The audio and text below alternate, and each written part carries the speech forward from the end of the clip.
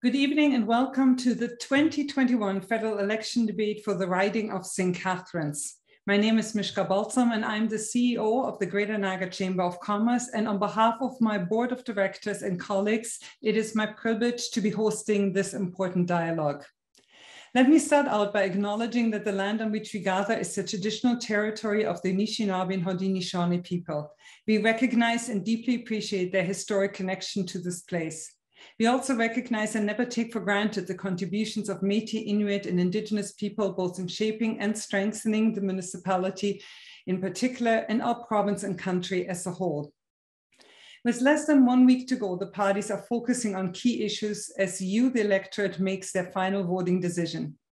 We extended an invitation to all registered candidates for this riding, and we are pleased to welcome the Liberal Party candidate, Chris Biddle. He is a lawyer who has held the seat for the Liberal Party since 2015. Rebecca Hahn is representing the People's Party of Canada. She is an Niagara College Human Resource Management grad and runs a business with her husband. Trisha McLennan represents the NDP. She serves as Brock University's Intercultural Communications Coordinator and is an author as well. Catherine Rhodes is the Green Party candidate. The McMaster University grad is a business owner and an avid outdoors person. And Christina Waller represents the Conservative Party. She holds degrees from both Wilfrid Laurier and the University of Toronto and is the Executive Director of a Global Healthcare Foundation. Thank you all for joining us this evening. This debate is being recorded and live streamed to our YouTube channel, Greater Naga Chamber of Commerce, and will be available on our website and GNCC.ca as well. If you wish to enable live transcript and you currently are joining us via Zoom, not YouTube, please refer to the button on your Zoom screen for that option. We had in excess of 200 individuals signing up for tonight, some joining us via Zoom, others via YouTube. Many of you have actually taken the time to submit questions in advance of this debate. And in reviewing the important topics that you wanted to see discussed, we felt that it was best for us to actually group them into 6 categories.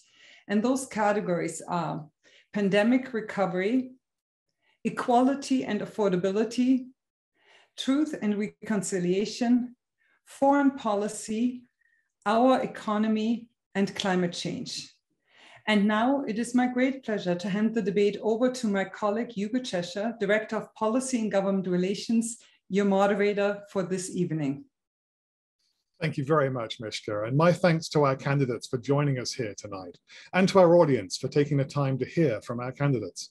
I want to say how much I appreciate every candidate here for being willing to perform the public service of representing the community of St. Catharines in Parliament. Being a member of Parliament is a difficult job, and standing for the office is not much easier. I hope that by the end of this evening, we will have not just a grasp of where our candidates stand on important policy questions, but of who they are as people and as members of our community. I shall now briefly go over the rules of our debate. Each candidate has been invited to give an opening statement, and those statements will be delivered in the order determined by a random draw in which the candidates participated a short while ago. The order in which questions are answered will cycle in a pattern based on the outcome of the random draw. After we have concluded all the questions we have time for, each candidate will then be invited to deliver a closing statement in reverse order to that of the opening statement. Each candidate will also have 5 opportunities to offer a rebuttal during the debate, which they may request at any time during the course of a particular question. We have asked the candidates not to use these rebuttals to question one another. These are the rules of our debate, and I look forward to an informative and entertaining discussion. Finally, though, these debates are not the last word on anything we discuss tonight, and we encourage everyone to be inquisitive and to ask follow-up questions of any of the candidates, whose contact information can be found on the GNCC's candidate tracker. I'm sure that they would be happy to hear from you. So I will go first to Ms. Rhodes for her opening statement. You have 90 seconds. I forgot to unmute. I'm sorry about that. Thank you, Hugo. I would like to thank the Chamber of Commerce for having me, my colleagues for being here, and the businesses in our community for having each other's backs during this trying time. Outside of a pandemic, the elephant in the room for businesses is always emissions. So I'm going to start there, get into the heavy stuff, and hopefully end on a high note, so bear with me. Business in Canada, and that includes exports and private companies, is heavily reliant on a carbon-biased economy. Emissions are up and the UN has declared a global climate crisis. I'd like to say business is good, but the truth is we're not making money. You know business is bad when the billionaires are going broke. We've said goodbye to Eaton's, Sears, and Zellers. And when big business is squeezed, small businesses aren't far behind. We've seen massive closures. Canadians would rather wait months for shipping or line the pockets of American giants like eBay and Amazon than deal with a lack of tech infrastructure that has made domestic retailers so much less attractive. One day, we'll be able to refer to this as the old times. We'll say back in 2021, we didn't know better. The pay gap was massive, racially and gender biased, politics were divisive, and even the people at the top, the highest income earners, were worried that their own kids and grandkids wouldn't be able to afford a home. I'm 100% behind the Green Party because I believe in bold action, big changes, and a strong commitment to innovation. And yes, believe it or not, I'm an optimist. I hope you'll listen to me tonight when I talk about a commitment to human rights beyond the most basic needs. In a green future, we'll all be living in our dream homes and paying pennies a day to run them because of clean energy grids. I'm an optimist like most business owners, and I believe it's Canada's time to shine. Thank you. Thank you very much, Ms. Rhodes. And I turn the microphone to Mr. Biddle for your opening remarks, sir. Thank you so much, Hugo, and thank you to the Greater Niagara Chamber of Commerce for hosting the debate tonight, and for everyone tuning in to listen. In 2015, I had the honor of being elected as your Member of Parliament with a promise to deliver for the people of St. Catharines, fighting for things like the Port Dalhousie Piers. I was fortunate enough that my children, age 5 and 3, had their first walk along the Port Dalhousie Piers thanks to our government's investment. We've seen the first affordable housing units built in St. Catharines since the 1970s, and historic investments in transit and infrastructure. We have a commitment to take real action on the climate crisis and ensure that our seniors have a dignified and healthy retirement. Throughout COVID, we promised we would have your backs, and we did. CERB, wage and business supports, and ensuring that there was enough vaccines for everyone to get vaccinated 2 months ahead of schedule. We're #1 in the G20, but we're the only party with a real plan to do better. And I look forward to discussing that. Furthermore, we're the only party with a real plan to finish the fight against COVID-19 and build a better future for tomorrow. Thank you. Thank you very much. Ms. Waller, I now turn to you for your opening remarks.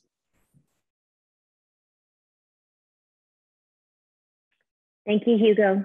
And good evening, everyone. And it's an honor to be here today, and thank you to the GNCC for providing us with this platform to discuss our political positions openly and respectfully.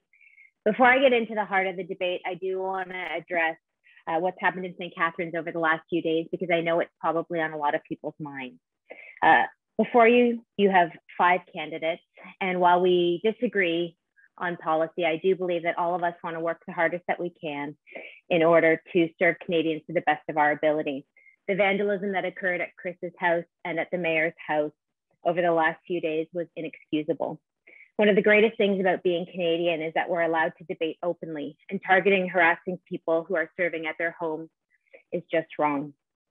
I'm running as a Conservative because I can care about our community. I care about universal health care, mental health and addiction, about housing and rental costs, about crime and community safety, about small businesses and their employees, and about protecting the most vulnerable.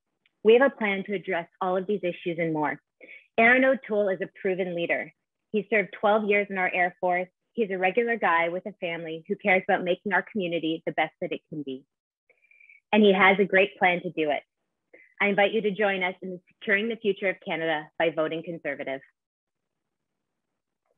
Thank you very much. Ms. McGlennon, your opening remarks, please. Thank you so much to everyone, and thank you to the GNCC for allowing us to have this debate. On September 20th, you have a choice between the parties that have broken one promise after another, time and time again, or voting for Jagmeet Singh and the NDP, who are fighting for you.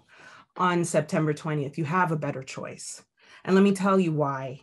Across Niagara, families are worried about jobs, health of our loved ones, the climate crisis, and public services that everyone counts on.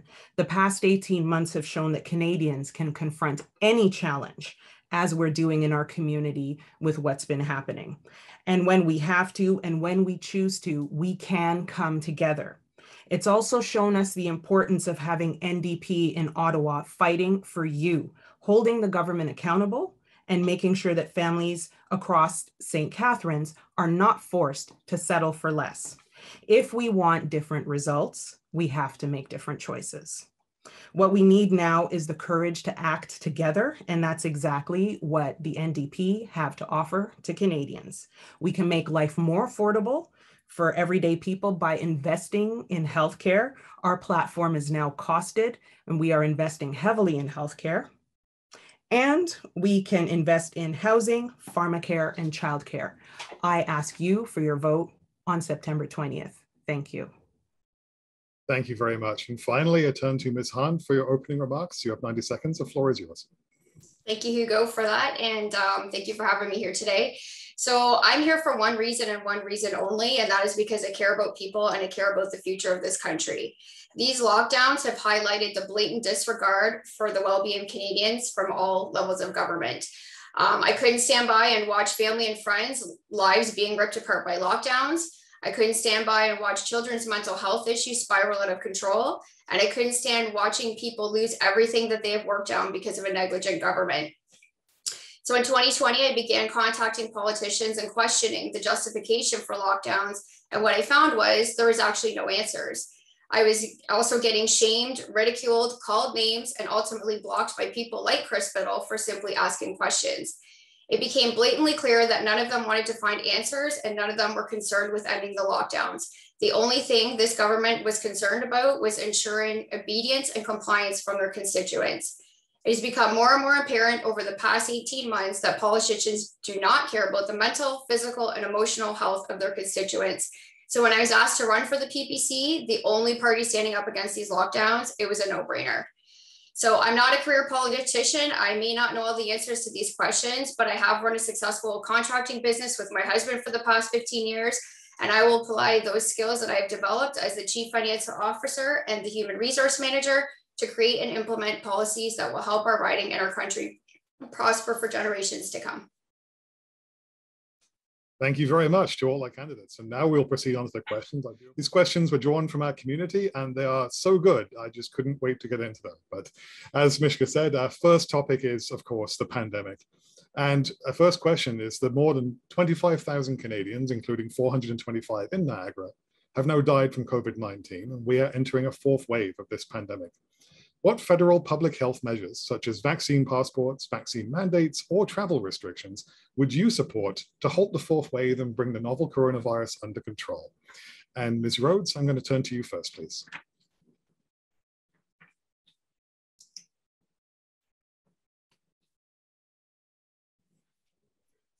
I'm going to keep forgetting to unmute all night, so it's going to give everyone else an advantage because, yeah, I'll cut into my minute that way, right?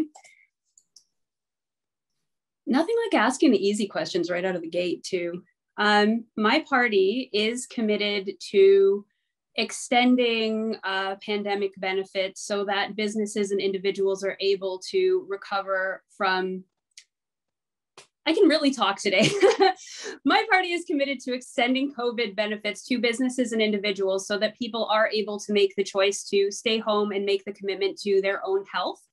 We will support the vaccine passports as much as we possibly can. However, I have had some concerns personally, and others in my party have had concerns from residents, which hopefully will be answered here today, where people are worried about being targeted for their identity.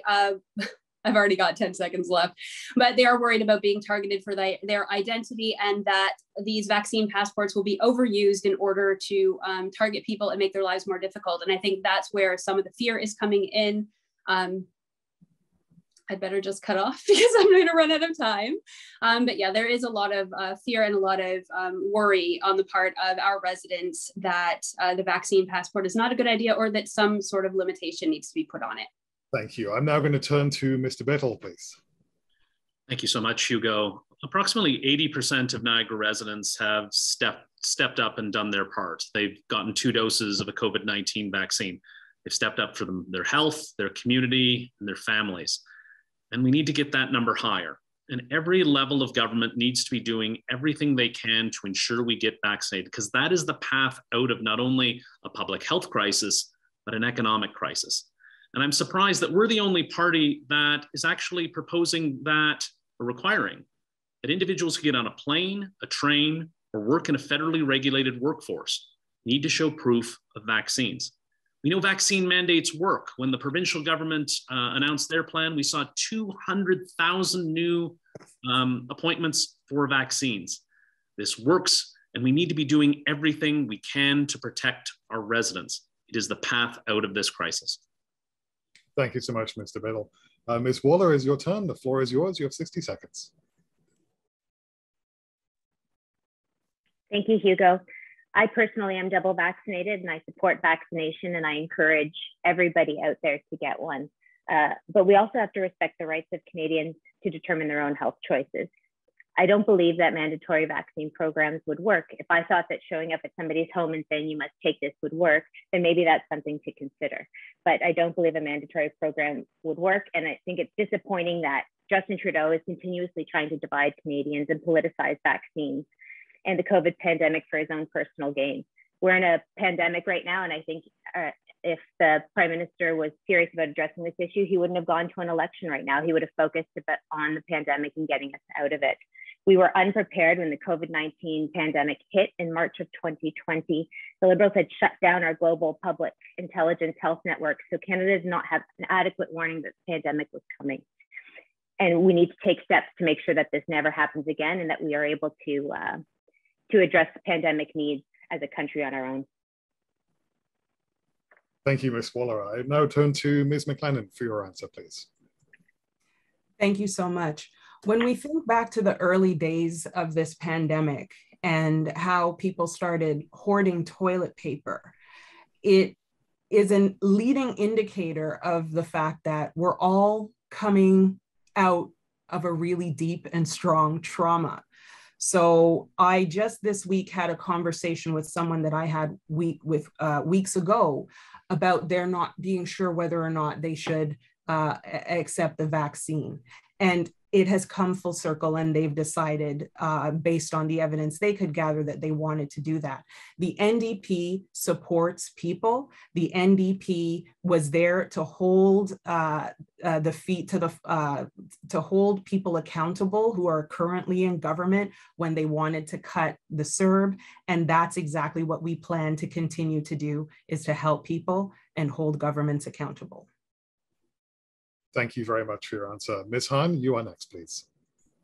So obviously, probably most of you know, I look at this pandemic very differently. As I addressed with City Council on numerous occasions, I have proof that our hospital is overcycling PCR tests. So when you have an issue with the PCR tests that are being overcycled and being used fraudulently, and none of the council wants to do anything about it, you start to raise some red flags.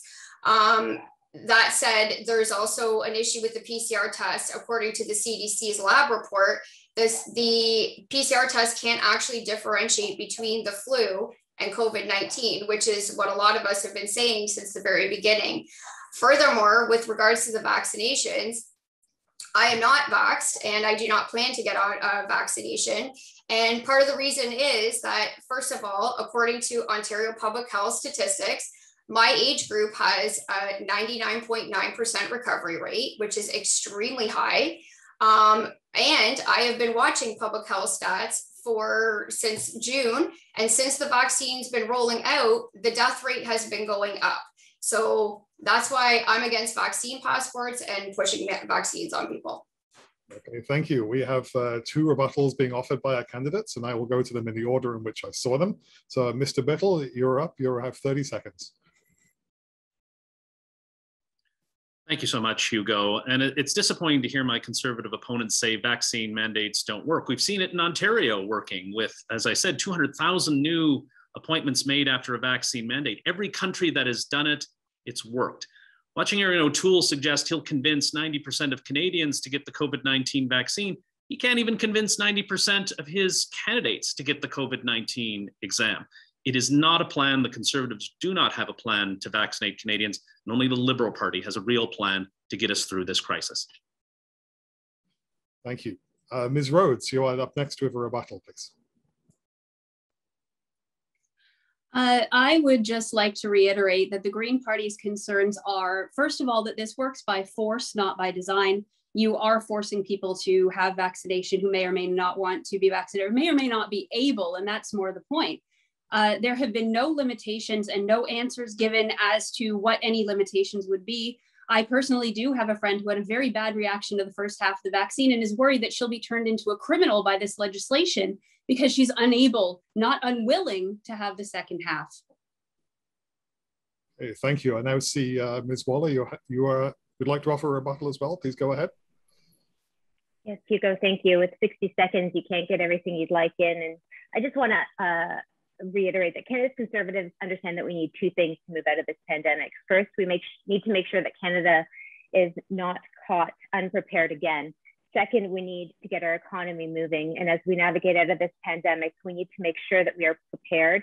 So we need to partner with pharmaceutical companies to increase production of critical medicines, focus on restoring domestic vaccine research and manufacturing capacity, and overhaul Canada's national emergency stockpile system to ensure that we have the supplies we need. And then we need to focus on our economy again and get those million jobs back that we lost during the pandemic. Thank you very much. Ms. McGlennon, I saw you wanted to offer a rebuttal as well, please.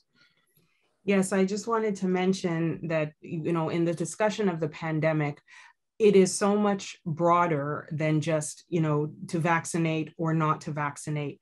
People have suffered immensely with respect to mental health, with respect to all of the shocks and experiences that we've had as part of coming in and out of lockdowns. And when we talk about those mandates, we're really just talking about immunization records. This is a public health issue that is being politicized, and we need to do everything we can to work together to make sure everybody is doing what they need to do to make sure they're safe and looked after. Thank you. And finally, Ms. Hahn would like to offer a rebuttal as well. Go ahead, please. Yes, just to piggyback off of what Catherine was saying, that's an issue that we need to start talking about that is being ignored by the media and politicians. People are being injured from these vaccinations, okay? I know they're getting censored off social media, which is very concerning because people have a right to know and understand what's going on in the public. I personally have a friend who got the AstraZeneca shot. She has blood clots in her arm. I have another friend who was extremely healthy and fit, who has developed a heart condition. And my niece has two friends that are 12 years old that have both developed brain aneurysms since getting vaccinated. So to push these vaccines. Your time is up at this point. We'll have to move on to our next question. I do apologize. Our next question is also on the subject of the pandemic as well. It is that in the event of a resurgence of the virus and public health restrictions from any level of government, what would you do to support Canadian individuals and businesses? And this time I will turn to Mr. Middle for his answer, please. Thank you so much. And I had an opportunity to talk to my neighbor who's at our constituency office, which is Delaterra Bakery. And the owner told me that they wouldn't have gotten through the pandemic without the wage supports, the rent supports, and they employ 34 Niagara residents in downtown St. Catharines. The Prime Minister promised Canadians that we would have their backs, and we have, and we will continue to be there with all of these supports, and even understanding that the tourist sector is still hurting.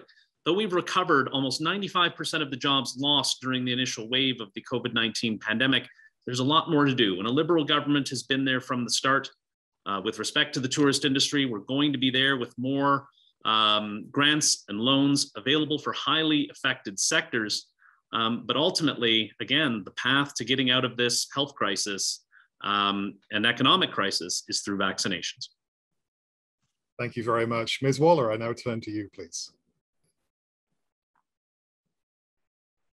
Thank you, Hugo. I touched on some of this earlier, the fact that when the pandemic hit Canada, that we were unprepared. And we are prepared to address this should it continue.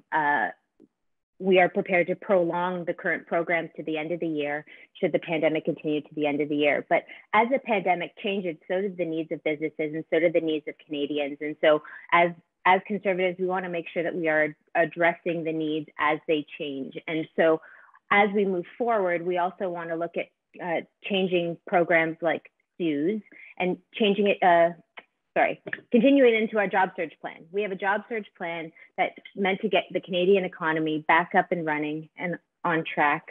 And I'm sorry for that noise, to help small businesses and businesses in our community get people back to work and get our economy up and running again. Right now, we're borrowing $424 million a day, and that is not sustainable as a country. Inflation is the highest it's been in almost 20 years, and it's making everything more expensive for us.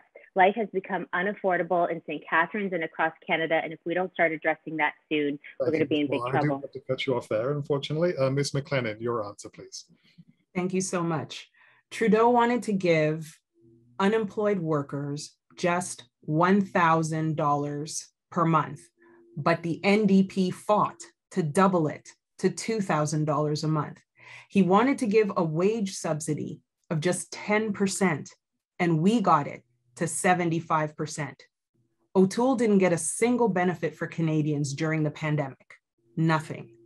That's the NDP track record, and that's what we plan to continue to do to support Canadians should we find ourselves back in a lockdown type situation. Thank you very much. Ms. Hahn, your 60 seconds starts now, please. So the PPC's plan, of course, is to first and foremost end these unconstitutional lockdowns once and for all.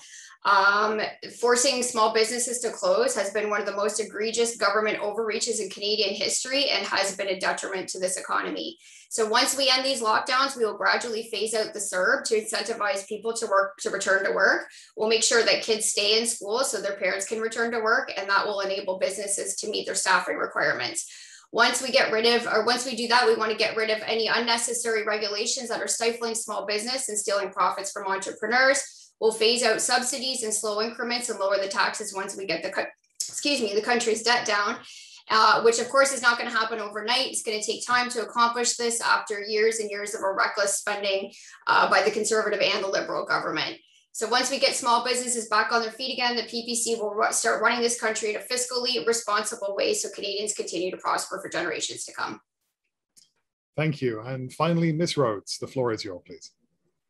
Thank you. The Green Party is the only party that started asking at the beginning of this crisis, if nothing changes, where do we go from here? Let's be honest. Businesses were failing prior to the pandemic due to Canada's archaic tech infrastructure and overpriced telecom rates. We want businesses to succeed in this new economy so that local dollars aren't going to big businesses like Amazon. And not later, not when this pandemic is over, but right now. We're not looking at measures that are going to help you one day, maybe when this pandemic is over. We're definitely looking at measures that are going to help right now. We obviously do plan to extend the COVID benefits and ensure that businesses can continue running through this. But we would also like to create shop local campaigns, create local websites like Amazon that are aggregate sites and allow our residents to shop locally. Lower border fees on business supplies because Canadian businesses are struggling because of the fact that it costs us so much to import. I know this as a business owner. It costs us so much to import things. And generally create a comprehensive recovery plan based on the worst case scenario. Thank you, Ms. Rhodes. Seeing no rebuttals being offered, I'll move on to our next topic, which is equality and affordability. The median sale price of a home in St. Catharines rose almost 30% in the last year alone, while an adult in the city will wait 16 years for a single bedroom unit from Niagara Regional Housing. What role would the federal government play in creating more affordable housing under your party's direction? And I go to Ms. Waller, please. Thank you, Hugo. I think all of us here can agree that we know that the housing prices in Niagara are an all-time high. At the doors, I hear it from young families who don't think they can afford to live in St. Catharines, from parents who fear that their kids won't be able to stay here and that they won't be able to help raise their grandchildren. The fact is, Canada is not building enough homes to keep up with our growing population. The Liberals had made 6 years of promises to take action on this, and they have not. And that's why Erin O'Toole and our party has come up with a new approach. Under the Canada Recovery Plan, we will make it easier for families to get a mortgage. We will ban foreign investors from buying homes here if they're not planning to move into the building as their primary residence for at least 2 years, incentivize them to invest into rentals. We're going to implement our plan to build 1 million homes during the next 3 years, and also the government of Canada is the largest real estate owner, and we have 37,000 buildings. We're going to review that portfolio and try and free up 15% of those buildings in order to have more room to do so, and I will rebut later. Thank you, Ms. Waller. I now turn to Ms. McLennan for your answer, please. Thank you so much.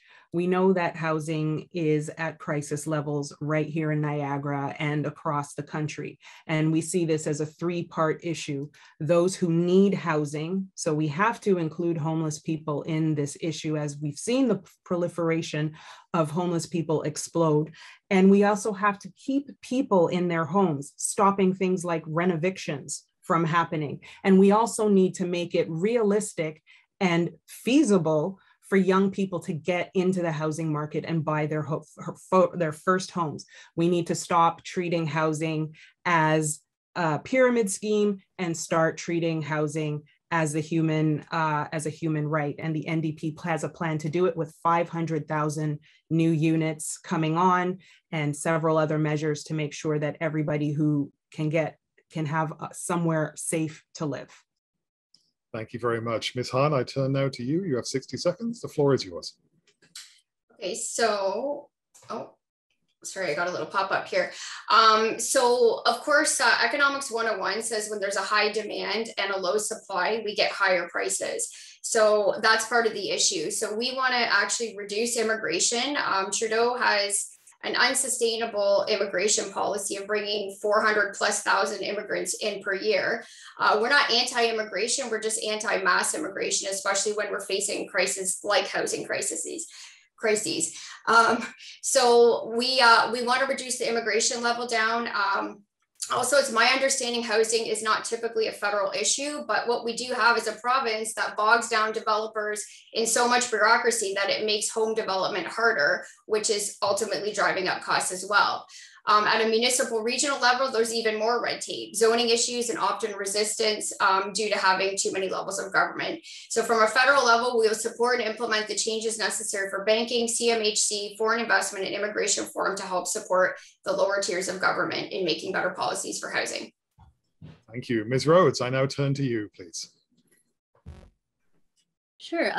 Thank you. The Green Party sees homelessness as a three-part issue. Obviously, at the one end, we have people who are homeless and extremely underhoused. What we'd like to do about that is we'd like to stop building buildings and fix what we have. In St. Catharines, we have a number of abandoned spaces. We also want to ensure that abandoned spaces are reduced. There are currently 7,000 people on the low-income housing list. Most of those people are not homeless, they are underhoused. We need to create a guaranteed livable income to ensure that those people can stay in their own homes, not be forced to move out. You don't first create a homelessness problem and then fix it by building a bunch of buildings. You help people where they are now. We are the only party talking about middle income people. 60% of renters in this country are between the $30,000 low income cutoff and the $100,000 low income cutoff to buy a house. And those people will probably be renters for the rest of their lives. We have also made a plan that I can't talk about because I only have 10 seconds, but that includes those people as well. Thank you very much. Finally, we will hear the answer from Mr. Biddle. Go ahead, sir.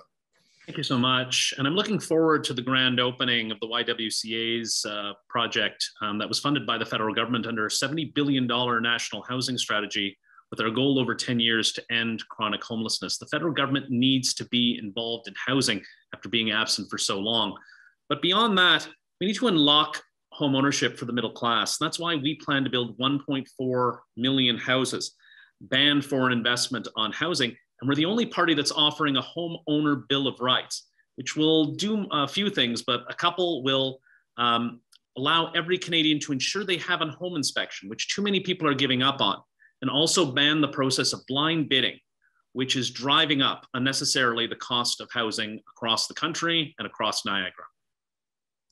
Thank you very much. And we have a rebuttal being offered by Ms. Waller, so I now turn to you. Your 30 seconds begins now. Thank you, Hugo. I just wanted to finish my thoughts earlier and the fact that all levels of government need to work together on this. We need to partner with municipalities and not just government. We need to work with the private sector to bring in rental units, bring in new rental units to the market. We also want to look at, for affordable housing, enhance the viability of using community land trusts for affordable housing by creating an incentive for corporations and private landowners to donate property to land trusts for the development of affordable housing. We have a supply and demand issue and we need to address it. Thank you very much. I also see that Ms. McGlennon would like to offer a rebuttal, and so I now turn to her. About 30 seconds starts now. Thank you so much. I also wanted to just finish a thought that I had about our plan that is ready to go right now to invest 500,000 units of quality, affordable housing across the country. And our plan will create jobs that will build the rental, cooperative, and social housing that's so desperately needed. We'll make sure that houses are homes and not places for international super rich to park their cash. And we'll do that by placing a 20% levy on home purchases from investors living outside Canada. Thank you. I also see that Ms. Rose would like to offer a rebuttal, so I'll now turn to her. Thank you. I just wanted to take another minute to talk about, again, that group that has not been covered by the other parties' plans, because the low income cutoff is around $30,000. The lowest price, or the lowest income that we see people buying a house is $100,000. There are a lot of people between that $30,000 and $100,000 mark. What we would do is we would allow for eco retrofits that would make houses cheaper, because you would be able to run them for a cheaper price. We would cap rental prices and cap housing prices. And regarding chronic homelessness, again, homeless people are not born homeless. It comes from somewhere. They lose their homes. They don't just wake up one day homeless. Unfortunately, I do have to cut you off. We only have 30 for rebuttals.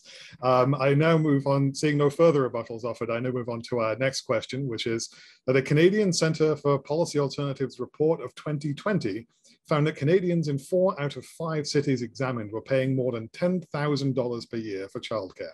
What is your plan to deliver affordable childcare to working Canadian families? And I turn first to Ms. McGlennon, please. Thank you so much for that. Childcare is such an important issue, and we've seen that magnified during the SHE session. The lack of affordable childcare has just sort of intensified with the situation with the pandemic.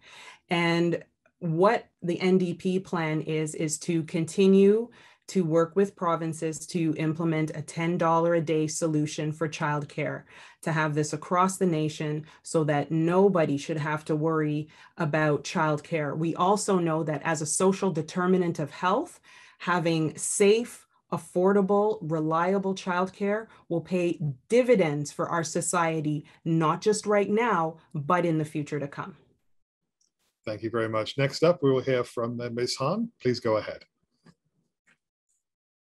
Okay, well, we don't actually have a plan for childcare, but not that I'm aware of anyway. But I would say this, I mean, we are committed to investing in Canadians and making better jobs and higher paying jobs for Canadians.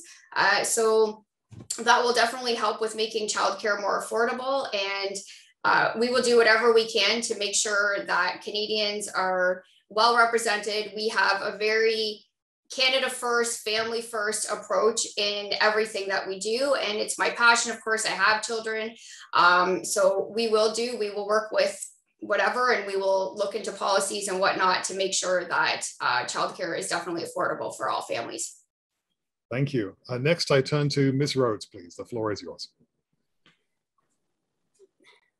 I was having some trouble unmuting. Hugo, we already had a plan. And I know this because I went to school as a single parent. I went to school under childcare subsidy. I was able to get an education because my son had free childcare. And I'm going to play right into Chris's hands here because I know that program was a Liberal program. And that was one of the reasons I voted Liberal at the time, was because I wanted a childcare subsidy to come back.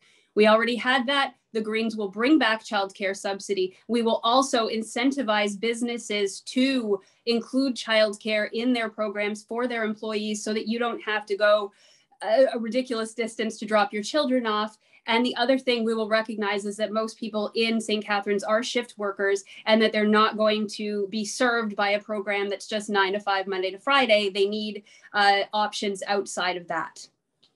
Thank you very much. And on that note, we next turn to Mr. Biddle for your answer. Please go ahead. Thank you so much. And I'd like to thank Catherine for highlighting that. That's a program that still exists. We do have subsidized daycare across the country and in Niagara, but we need to build beyond that. The pandemic has seen all the gains in equality in the work, or women in the workforce and gains in women in the workforce disappear. We've seen labor shortages. We need to get women back into the workforce. Families are paying over $10,000 a year in daycare or childcare in Niagara. And we have a plan for $10 daycare. 8 provinces have signed up. Unfortunately, Ontario isn't one of them. And it's unfortunate looking at our Conservative friends that their plan is to cut this and to cut these deals and rip them up. And in their costed plan, $20 billion in cuts to childcare. That's not going to address the labor shortage. That's not going to address women getting back to work. This is an economic plan, but this is also a plan for women and plan for our children. Thank you. Finally, Ms. Waller, your turn to answer. The floor is yours. Thank you, Hugo. And I know that having reliable childcare is an important building block to allowing every person who wants to join the workforce to be able to and to achieve true gender equality. The federal Liberals have been promising a government-regulated childcare system for nearly 30 years, and they haven't delivered. Now, on the eve of an election that Canada does not want or need, the Liberals are making promises once again. And forgive me if I'm taking that with a bit of a grain of salt. Justin Trudeau and the Liberals have had 6 years to do something on childcare, and they haven't, and Canadians aren't fooled. That's why we need a different approach. Aaron O'Toole and the Conservatives will convert the childcare expense deduction into a tax credit to cover 75% of the cost of childcare.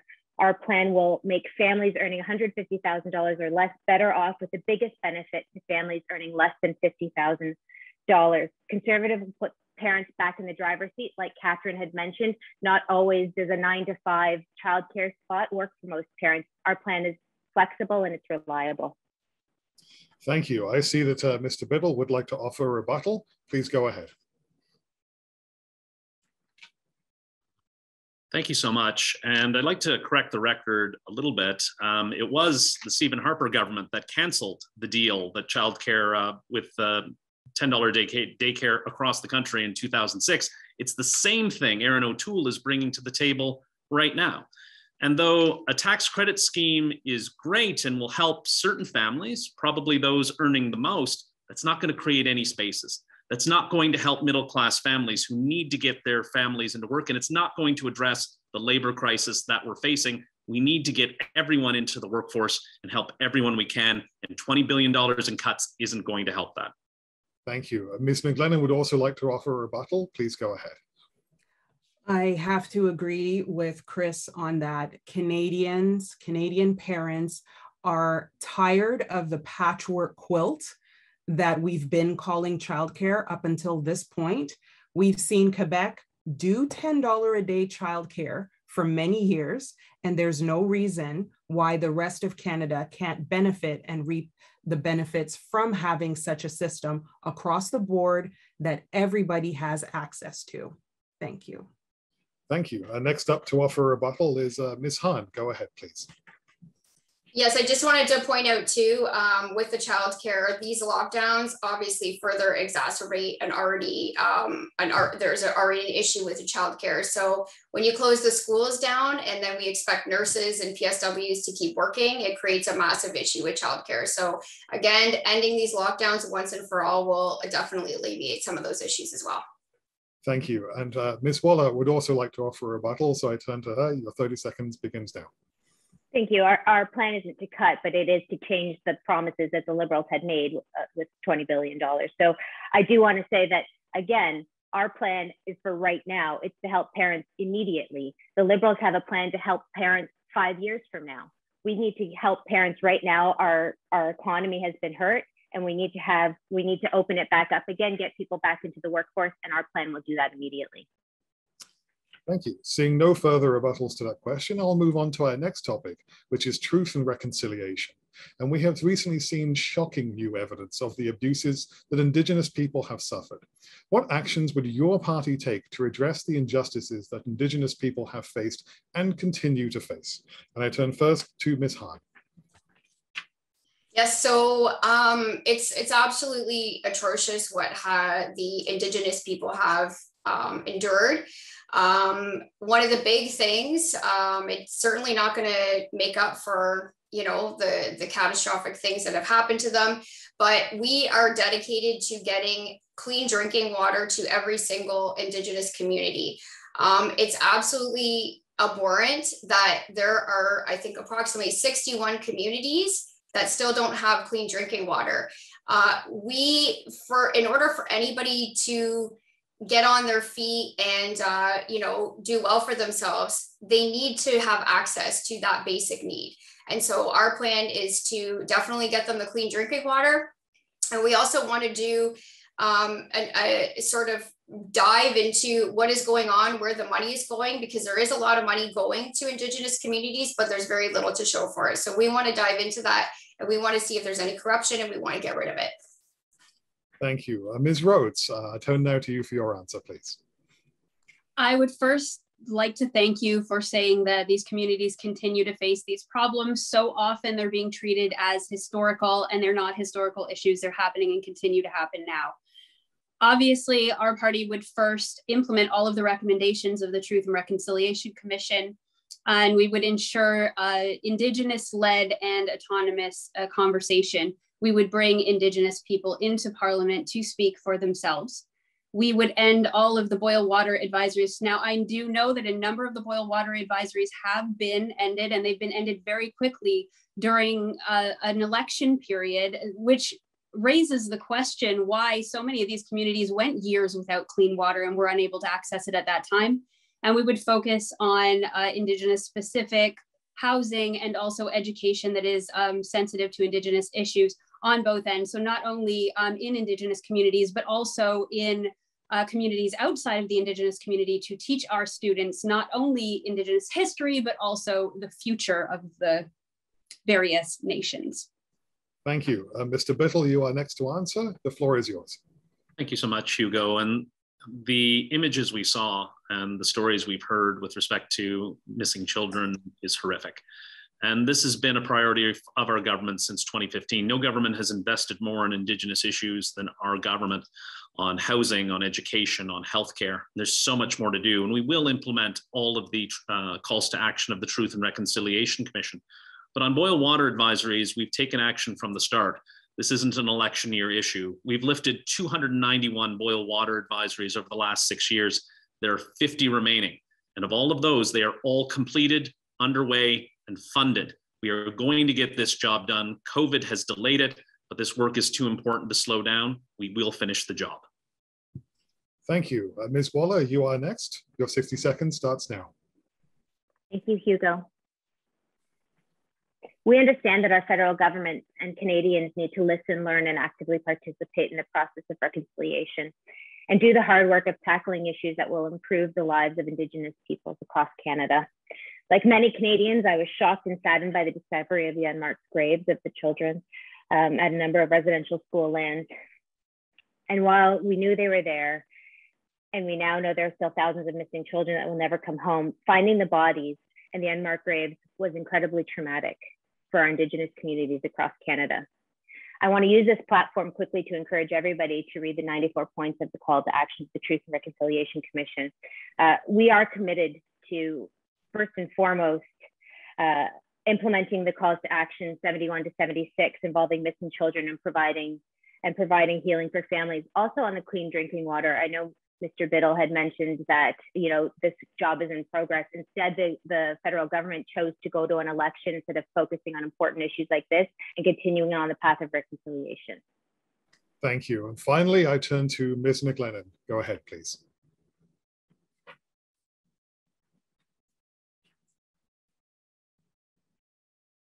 I'm afraid we can't hear you. Thank you for letting me know that. Indigenous people have got to be sick and tired of being sick and tired. The current government has had years. Previous governments have had years. Once again, if you want different outcomes, you must make different choices. So here's what the NDP is going to do. Under our plan, we will commit to safe and affordable housing on and off reserve for Indigenous people. Clean drinking water now, not 10 years from now. Respectful, safe access to healthcare and community-driven solutions for healing, ending the discrimination and underfunding of Indigenous children's services, and making sure that there is truth, accountability, and justice. And that includes the 94 calls to action and implementing the United Nations Declaration of the Rights of Indigenous Peoples. Thank you. I see that Ms. Rhodes would like to offer a rebuttal, so I turn to her. You have 30 seconds. I would just like to state that I have heard COVID-19 blamed for the infrastructure issues and the boil water advisories quite a bit. COVID has been going on. We've been in lockdown for 18 months, but the boil water advisories have been going on in these communities, in some cases for more than 3 years. And in addition to that, there aren't many governments that are going to stop the Trans Mountain Pipeline, which is a case of environmental racism, which I know that my colleague Tricia did bring up in the last debate. And it is a serious issue that we are environmentally attacking these regions. I do apologize, but we'll have to move on to the next question now. Now we turn to matters of foreign policy. First, I would like to ask, where do you see Canada's opportunities for future foreign trade, and how will we take advantage of them? And I'm going to turn first to Ms. Rhodes again, please. I was having a bit of trouble unmuting. Canada is currently behind. We are behind the rest of the G7 in terms of foreign trade because we have not come into the future. Our current government and previous governments saw Canada as a supply chain economy, and that's a problem. We are currently using up our natural resources. If Canada wants to be competitive on a global scale, we need to focus on technology. We need to focus on research and development and putting that money into private firms, because currently a lot of our research and development is purely academic, and we do have products and minds and people who are capable of making this stuff going over the border, and so we're not seeing the returns. And I think what needs to happen is that we need to start seeing the returns from what we're already doing, what we're already making, the research and development, the things that we've already created. We need to start seeing the income from that. It shouldn't be going over the border or to other companies. Thank you. Mr. Bittle, it is your turn. Please go ahead. Thank you so much. And as Niagara, as a border community, we know the importance of trade. Our government has been active on this file from the start, whether it was the Trans-Pacific Partnership, or renegotiating NAFTA with Donald Trump, who was isolationist, opposed to trade, protectionist. We were able to secure a deal, even while Erin O'Toole was telling us we should take any deal that was open to us. We fought hard for Canadian businesses, for Canadian industries like steel and aluminum, like ASW in Welland. We were there for Canadians. But it can't just be free trade, it needs to be fair trade, which is why we've included labor and environmental protocols in our trade agreements, so that Canadians can be assured that it is a fair deal for them and that they will benefit from trade across the country. Thank you. Ms. Waller, I now turn to you for your answer, please. Thank you, Hugo. Canada's Conservatives understand the power of trade to create jobs and strengthen our country, but trade agreements must also respect the interests of Canadian workers and our commitment to human rights and the rule of law. Signing deals with countries that don't share our respect for human rights or high labor and environmental standards hurts Canada. Canada's recovery plan will build stronger ties with those countries who share our values. Countries like Australia, New Zealand, and the United Kingdom to build stronger trade, defense, and diplomatic ties, and we will build deeper trade ties with democracies like India after they were derailed by Justin Trudeau. At the same time, we will protect our jobs and national security by making it harder for state-owned companies from non-free countries to buy Canadian companies, and by withdrawing from the Asian Infrastructure and Investment Bank, a tool to promote Chinese influence. Thank you. Ms. McLennan, your answer, please. Thank you so much. Canada has a meaningful role to play on the world stage. Unfortunately, under the current leadership, Canada lost a seat on the UN Security Council, sent weapons to a repressive regime, and stood by while Trump tore families apart at the border. Real leaders show up when it's hard and not only when it's easy. Canada won't be hypocrites on climate change, only just talking the talk. We will work for fair trade, not bad trade deals that serve only corporate interests instead of workers. These are some of the actions that we'll take with an NDP government to ensure that Canada's role in trade makes us proud again. Thank you. And finally, Ms. Hahn, 60 seconds starts now. So I'm going to actually speak on the oil industry, because that is an industry that I know we do take in about $13 billion of oil from other countries. And I think that it's important that we keep a lot of our money into our own economy and further advance our own economy. So I think that, you know, the oil industry has brought in much prosperity to Canadians, and we want to continue with that. The global demand for oil is expected to keep rising, and we're able to fulfill that demand. So I think we need to keep less of that money and getting it from other countries, especially when some of the countries that we get our oil from are human rights abusers. They're dirty producers of oil, and again, they're feeding our economy, not our own. So we want to keep a lot of the industry that can be made in Canada stay in Canada. Thank you. I see that Ms. Rose would like to offer a rebuttal, so I turn to you. The floor is yours. Greens are committed to a just recovery. You do not create industries by killing the workers. You cannot continue to sell oil because it is simply not renewable. Canada is in absolutely the wrong business. You talk about oil being a $13 billion industry. Clean technology is a $2.5 trillion industry that Canada is not in. There are a number of industries that Canada is not investing in. When I talk about fashion companies closing, I mean it. That is billions of dollars that are just walking out the door because we do not support the fashion industry, which I'm in. So of course I'm going to talk about it. And also, in addition to that, there are a number of, there's just a number of industries that we're not in. Green technologies, clean technology, please contact me to hear more. Thank you. Seeing no further rebuttals, we'll move on. I'm also aware that it now looks like I'm sitting in the dark as the light outside has faded. I'm not. It's an unfortunate effect of a dark background and a ring light. It's not intended to be sinister. Moving on to our next question. How can Canada respond to and help in humanitarian crises, such as those which have recently occurred in Sudan, Syria, and Afghanistan? Mr. Biddle, you are first. Your time starts now. Thank you so much. And seeing the images from Afghanistan have been horrific. It's important for Canadians to remember that we haven't had military infrastructure on the ground since 2014, but Canadians expect when crises emerge around the world, Canada steps up, like we did in Syria during 2015. We said we would take 50,000 refugees, and we did. During the Folk Arts Multicultural Festival, when it's able to run, I'm proud that we have a new open house, and that's the Syrian open house.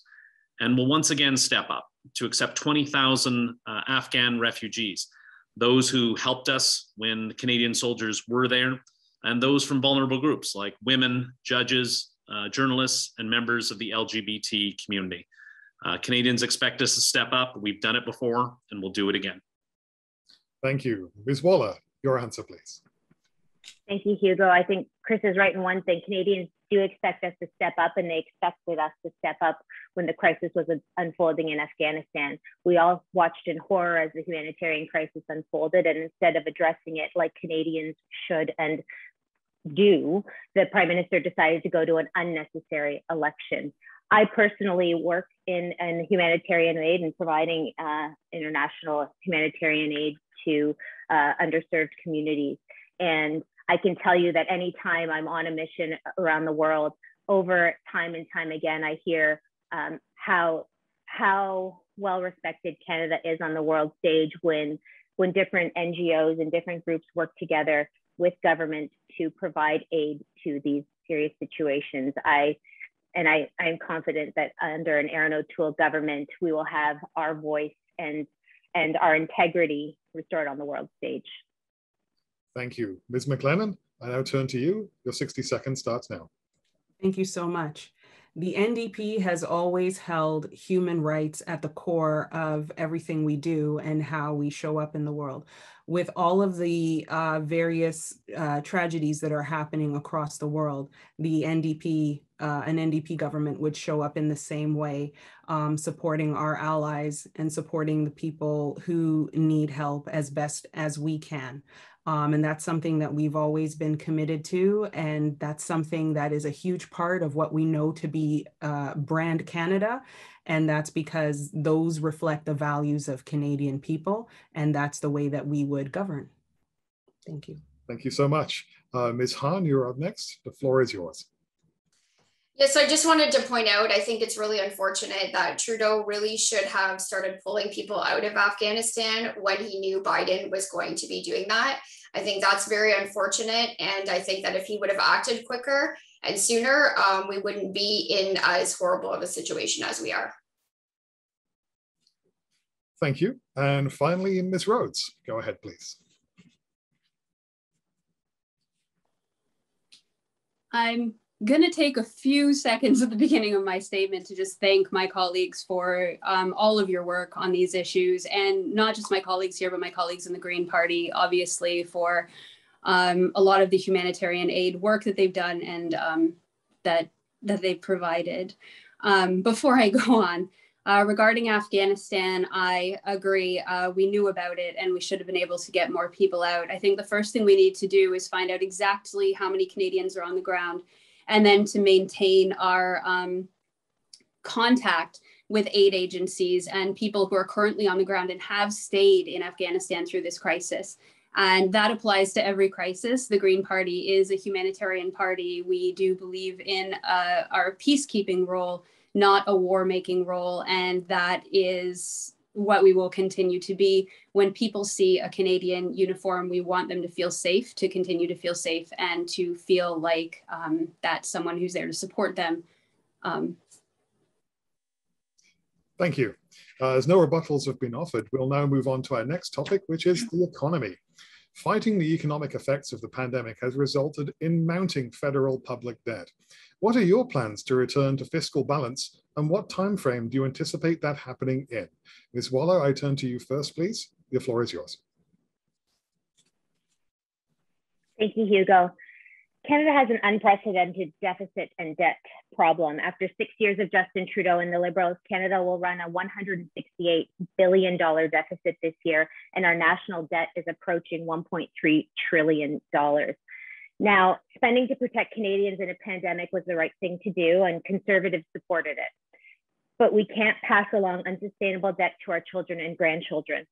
That's why we need to get our economy moving again. Initiatives like our Canada Job Search Plan and the doubling of the Canada Worker Benefit to low and modest income Canadians will help us achieve our goal and recover 1 million jobs lost during the pandemic.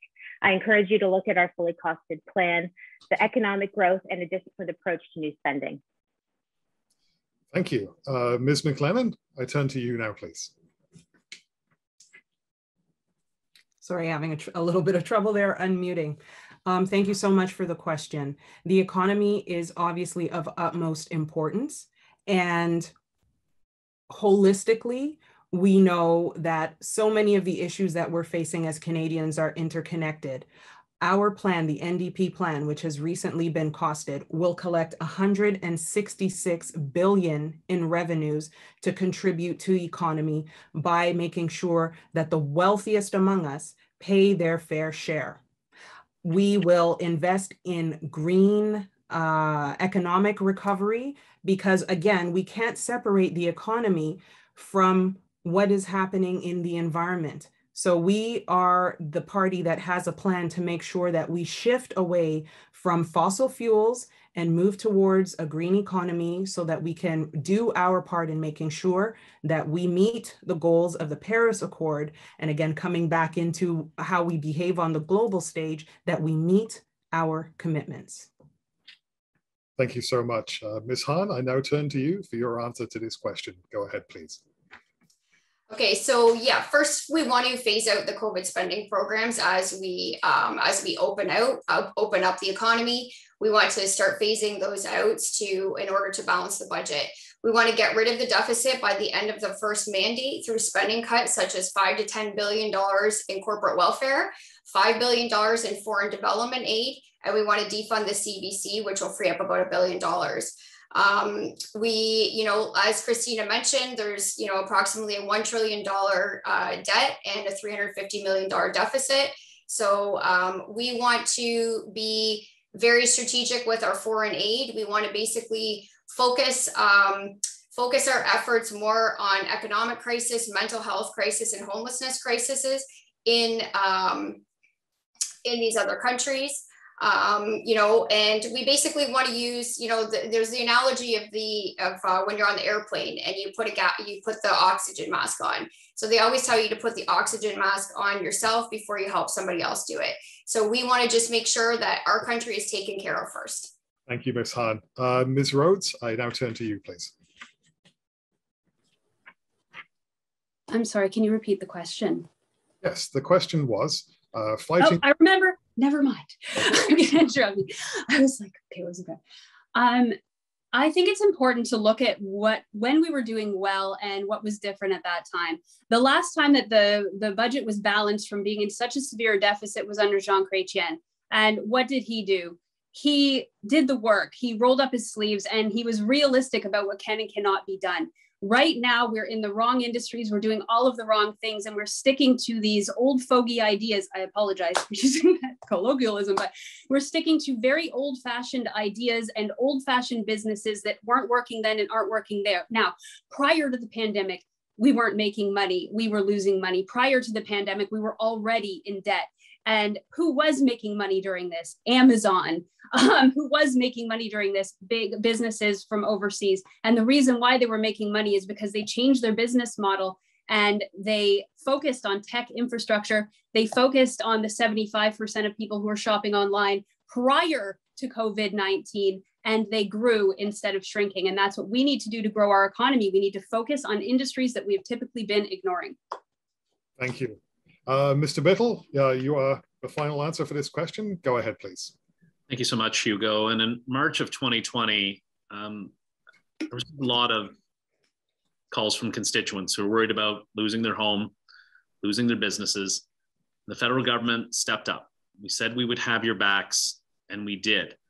On one hand, the Conservatives are telling us we would keep all the funding programs that are in place, but just in the previous answer, we've been told that we're spending too much, which shows what the Conservatives view supporting Canadians during the most difficult crisis we face since the Second World War. We need to step up. The government took on debt so that Canadians didn't have to. And we still have a strong fiscal track record. We're one of, I believe, only Canada and Germany have AAA credit ratings across the world. The world knows Canada has the fiscal firepower to deal with this crisis. We dealt with it, we have Canadians' backs, and we will continue to see them through to the other side of this crisis. Thank you so much. I am seeing a number of candidates wish to offer rebuttals. I'll turn first to Ms. Waller. Your 30 seconds begins now. Thank you, Hugo. I wanted to finish my thought and frankly, just say that I don't believe that you can actually trust the Liberals on this issue, because in economic good times between 2015 and 2019, Justin Trudeau built up more public debt than any prime minister who did not have to fight a world war or a recession. So again, I encourage you to look at our fully costed plan. Through economic growth and a disciplined approach to new spending, we can balance Canada's budget within 10 years without making big cuts. And once we get the budget balanced, then we can start looking at the debt. Just like in Ontario right now, I hear politicians say that we have for your rebuttal. I do apologize. I'm also seeing that Ms. McLennan would like to offer a statement in rebuttal, so I'll now turn to her. Thank you. Thank you so much. Here's a couple of key facts for you. During the pandemic, Canadian billionaire wealth went up by $78 billion. Canada's wealthiest 87 families collectively own the same amount as the lowest earning 12 million Canadians. This is not acceptable, and this is why we need an economy that works for everyone and not just the wealthiest among us. Thank you. Seeing no other, I'm sorry, Ms. Hahn would also like to offer a rebuttal, so I will give her 30 seconds. Please go ahead. Sorry about that. It was a last minute thing here. I just wanted to point out, when the Liberals say that they have our back, what they mean is they're basically using our tax dollars to keep funding these programs. If they just unlocked the country, if we ended these lockdowns, we wouldn't be in the crisis we are. We would be able to start climbing out of it. So when they tell you, the Liberals say that they have your back, it's really our backs. It's our money. It's money coming out of our pocket and out of our grandchildren's and our children's pockets. Thank you. Seeing this time no further rebuttals, so we'll move on to our next question on the economy. And the pandemic strained our supply chains past their limits, resulting in shortages of many goods from hand sanitizer to lumber. What work must be done to strengthen our capability to manufacture and source our necessary goods? I turn first to Ms. McLennan, please. Thank you so much. We need to bring back manufacturing to Canada. And that's part of what we want to do in building a greener economy. We can have things that are made here, bought here, sold here, right? For the people here and for the people of the world. And that's what we want to do. The economy must undergo a transformation, and the NDP is the party with the plan to lead that transformation. Again, not years from now, but right away. We have to get moving. All of this is a moot point if we don't have an earth that will sustain us. And we're at the stage where we're looking at catastrophic existence, right? We're in the midst of an existential crisis. And so we must act now. And that's the way to do it, is by bringing things back and making sure that we're here supporting people and supporting the planet. Thank you so much. Ms. Hahn, I turn now to you. Your 60 seconds starts now. Sure. So I would agree that we definitely need to bring more manufacturing back to Canada. And one of the ways we can do that is cut the red tape. You know, the regulations are stifling businesses. It's stealing profits from entrepreneurs. And that is essentially forcing people to go to other countries to manufacture there.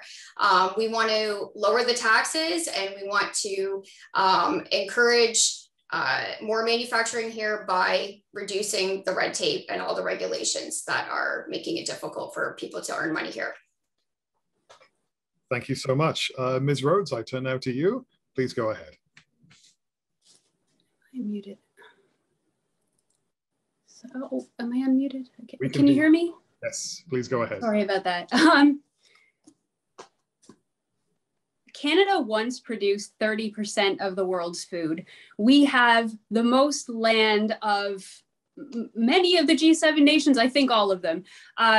In terms of our population, it is about the size of California, and yet we have land the size of the United States. We clearly have enough space to supply ourselves with food, toilet paper, and any other necessity that we might need. And the reason why we're not doing it is because we've committed to oil and gas instead of committing to sustainable communities, instead of committing to clean tech, green technologies, roof gardens. It's all out there, but Canada hasn't put the money into it. So for Greens, it's been really simple. We've had the same plan for years, a plan that other parties have borrowed from when they found out about climate change. We've had the same plan for years to create a sustainable, eco-friendly lifestyle that allows for our own supply chain essentially to be used, and also for us to supply other countries. Sorry, I do have to cut you off there. We will next move to Mr. Bettel for your response. Go ahead, please. Thank you so much. And when the pandemic hit, the Government of Canada placed a call out to businesses across the country, and Canadian businesses and entrepreneurs stepped up. And we don't have to look too far, even down the road, Dillon's Distillery switching from making fine gin to making hand sanitizer. Companies switching from clothing to PPE, automotive manufacturers making ventilators. But the Government of Canada stepped up also to ensure that we have a domestic vaccine capability. There are 3 facilities being built. One of them will be able to come online before the end of the year in Montreal, and 2 others in the Greater Toronto area that will be capable of producing mRNA vaccines. We lost our capability to produce vaccines under a previous Conservative government, but we can't let that happen again. We've seen the costs of the pandemic. And as I've said before, there is an economic path out of this pandemic and a public health plan out of this pandemic, and that's through vaccinations and we need to ensure we have enough vaccines for the future. Thank you. Ms. Waller, the final answer in this question goes to you. Please go ahead. Thank you, Hugo. As I said before, we must make sure that we are never unprepared for a pandemic again. We were unprepared last year when it hit, and that was obvious. Canada's Conservatives will make sure that Canada is more resilient, reduce our reliance on foreign countries like communist China, and take seriously our responsibility to protect the health of Canadians. Again, we will partner with pharmaceutical companies to increase production of critical medicines and build domestic vaccine capacity here. We spoke earlier about trade and the importance of trade. And we will make sure that we reform Canada's procurement rules to create a vital national interest category that must be sourced in Canada and create a strategy to repatriate and diversify supply chains to move them away from China. These are just among the many measures that we will take. Thank you so much. Seeing that Ms. Rhodes would like to offer her fifth and final rebuttal of this debate, so please go ahead. Your 30 seconds begins now.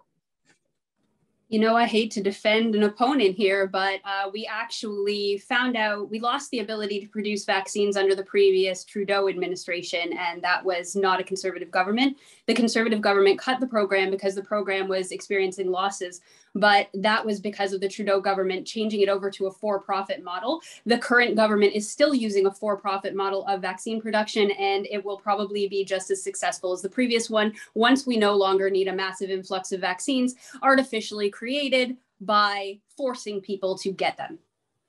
Thank you. Ms. Hahn, I also see you would like to offer a rebuttal. Please go ahead. I just wanted to point out on to Christina's point with the regard to manufacturing in China. I just wanted to speak on behalf of some of my fellow, not my fellow, but some of my friends who work in the healthcare industry, that they have some major concerns with regard to their personal protective equipment, because most of it is coming from China, where the virus originated.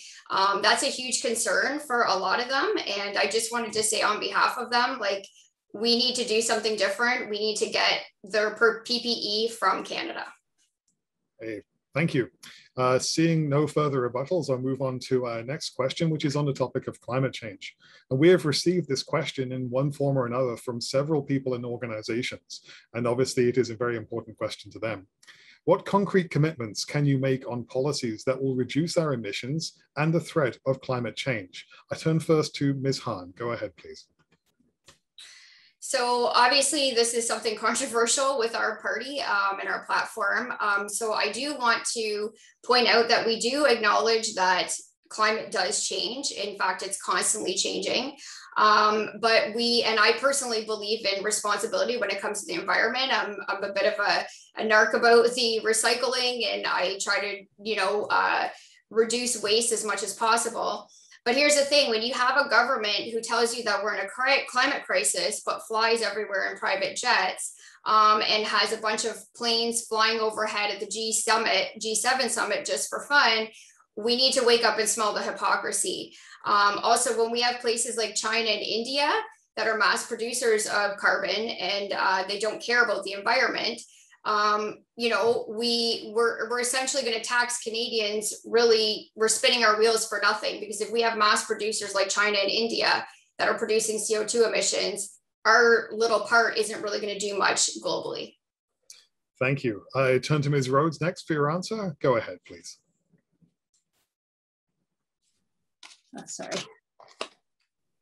In this election, we've finally started talking about climate change, and I'm glad that we have, but Greens have been talking about climate change for a long time, possibly the longest, and have been told by every single party represented here, except the PPC, they're new, but every other party represented here, that we were crazy. I think our position on climate change is so well known, I might just take up this 60 seconds not talking about it, but we do need to listen to the experts. We need to understand the impacts. The UN has finally rung the alarm bell on climate change. And in 6 years of Liberal government, that has been 6 years of never meeting a single climate goal. And investing in fossil fuels and large scale oil development, we would end all extraction of fossil fuels Trans Mountain first. We would transition workers to a decarbonized economy, and we would invest in the $2.5 trillion clean tech industry and renewable resources, because at the end of the day, you can't just keep digging up the planet and hope that the planet just keeps reproducing. That's not how it works. Thank you so much. Mr. Biddle, you are next to respond. Please go ahead. Thank you so much. And we don't have to look too far to see the impacts of climate change with our own eyes. We've had air quality advisories because of forest fires out west. But we've taken action since 2015, and there's been no government in the world that has done more on the climate crisis than ours, like putting a price on pollution and putting more money in the pockets of Canadians, making historic investments in nature conservation and public transit, phasing out coal-fired electricity and moving towards renewable energy, giving Canadians $5,000 to purchase zero-emissions vehicles and renovating their homes, and moving to ban harmful single-use plastics. Now, Thomas Mulcair, the former leader of the NDP, calls our plan marvelous, while Andrew Lever, who's the former BC Green leader and a leading climate change scientist himself, says that our plan is bold and thoughtful. On the other hand, Aaron O'Toole can't even convince his own party that climate change is real, and they voted against such a resolution at their latest policy convention. Thank you. Next up in our rotation is Ms. Waller. Please go ahead. Thanks, Hugo. This is a lot like the promises from the Liberals on childcare, on first past the post, on, a lot of the same, all talk, all headlines, and no action. Under Justin Trudeau, Canada is the only G7 nation whose greenhouse gas emissions have increased since the signing of the Paris Accord. This is another example, like I said, of the rhetoric that doesn't match their record or results. We accept the reality of climate change, and that's why we will meet our Paris Accord commitments and reduce emissions by 2030 without driving jobs and investment out of the country. We will fight climate change and protect the environment, but we won't do it on the backs of Canadians. Our plan will set a carbon price starting at $20 per ton, increasing to $50 per ton, as compared to the Liberal plans, which would bring the carbon tax up to $170 per ton. Life is already expensive for Canadians and the people of St. Catharines, and this would make it unbearable. Instead of sending your money to Ottawa from the carbon pricing, we will create a low carbon savings account to help Canadians make greener lifestyle choices while allowing them to decide what works best for them and their family. Thank you. And for the final answer to this question, I turn to Ms. McLennan. Go ahead, please. Thank you so much. The NDP has a plan that believes that if you are going to fight this climate crisis, we've gone past just climate change. We are in a climate crisis, and we have to fight it like we actually want to win.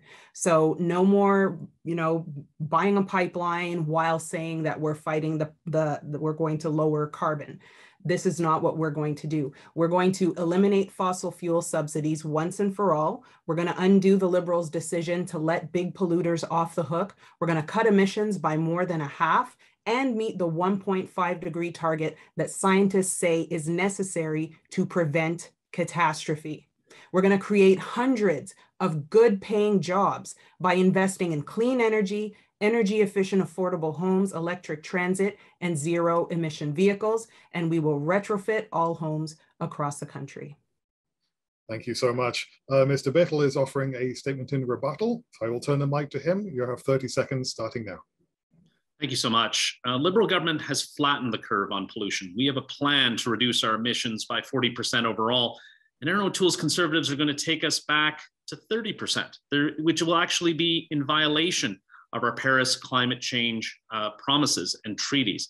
We have a plan, we have a path forward. It is a realistic plan, and we cannot trust the Conservatives on the environment. We've seen it with Stephen Harper, we've seen it with Doug Ford. We just can't be trusted. Thank you. Now that concludes the pillars that we have tonight, but for the time that we have remaining, we have received a number of questions from our audience. And unfortunately, we do not have anything close to the time we need to get to all of them, but I would like to pose a few of them to you right now. The first question comes from Mario, who asks, was this election necessary in the middle of a pandemic? And what purpose does it serve? I turn first to Ms. Rhodes, please.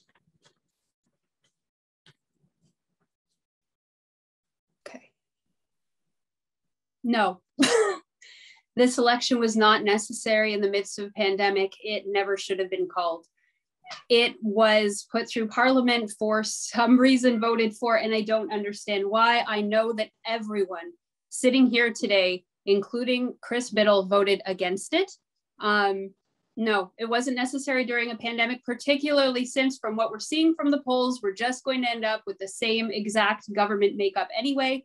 No one has grown, no one has shrunk. We might end up with different MPs in office, but at the end of the day, the seats are going to look exactly the same as they did the last time. Yes, it could have waited. Yes, it should have waited. Thank you. Mr. Rebuttal, I turn now to you for your answer, please. Thank you so much, Hugo. And we've heard this at the doors and questions been asked, but I want to tell residents that my last 6 months in Parliament over the past 6 years have been the most toxic that I've ever seen it. Important pieces of legislation, logjam, like banning conversion therapy, strengthening the Canadian Environmental Protection Act, which hasn't been strengthened in more than 20 years, and addressing systemic discrimination in our justice system languish. Conservatives playing games, delaying everything as much as possible. We offer the opposition the chance to debate more, they refuse. The Conservatives play games, the NDP sit on their hands and don't offer to get us through.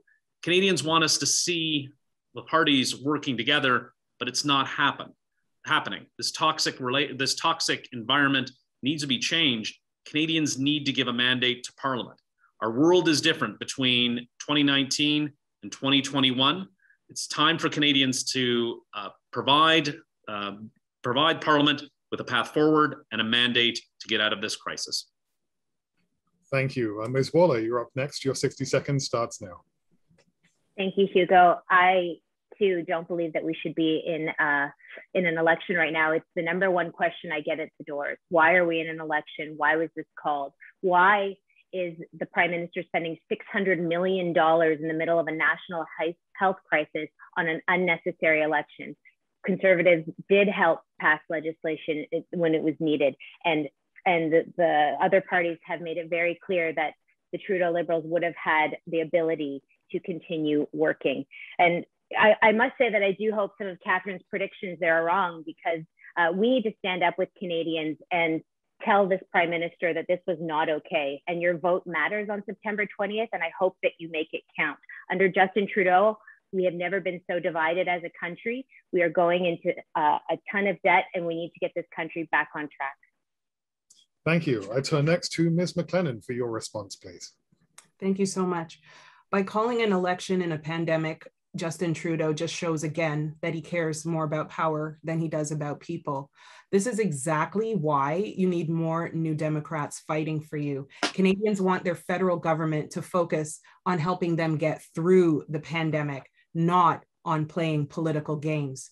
Jagmeet has won more help for families, millions of Canadians in the pandemic, and New Democrats are going to keep fighting for helping you and making sure that family needs, all of your family needs are going to get through this pandemic and beyond. Thank you. And for the final answer to this question, I turn to Ms. Hahn. The floor is yours. Yes, well, I agree with all my colleagues here that yes, everyone is asking why would he call an election right now?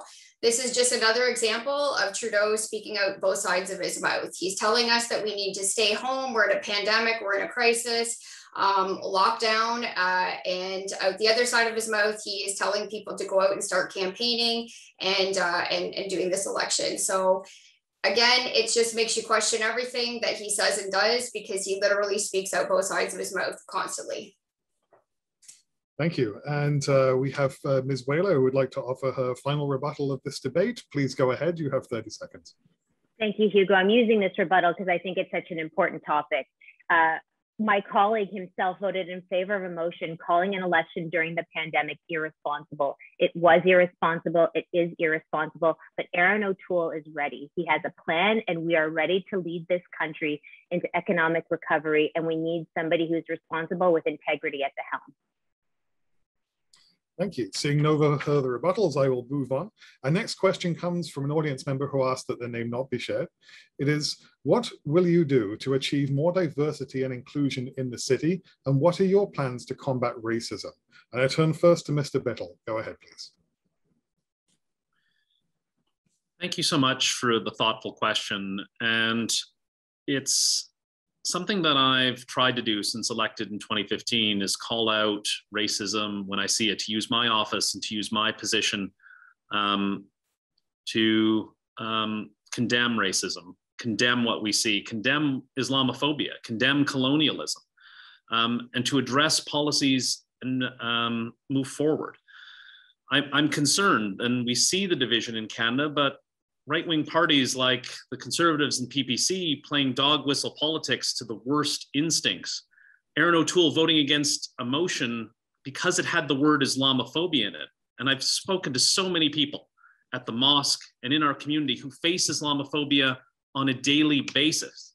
If we have a leader like Erin O'Toole who can't even acknowledge Islamophobia in the House of Commons, how can we tackle issues like diversity, colonialism, and racism in our country?